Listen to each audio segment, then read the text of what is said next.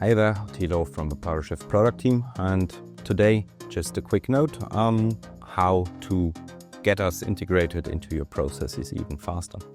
So let's say you want to integrate us via API, even though we have a lot of pre-configured connectors to different systems, but let's assume you want to really integrate us via API, then the right place to start would be docs.parashift.io.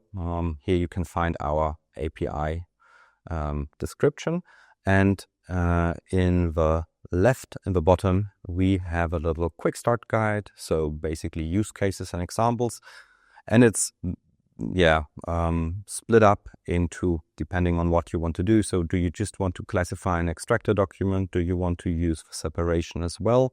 Or do you even want to send feedback based on your user behavior to us so that we can automatically retrain our classification, separation and extraction models and our AI based on your feedback? And all you need to do is just click here, for example. You'll get a little step-by-step guide, the different endpoints you're going to use, explanations to what you can do on upload, download, and all in all, this should make it rather easy to get us integrated into any process if you want to use the API. Good.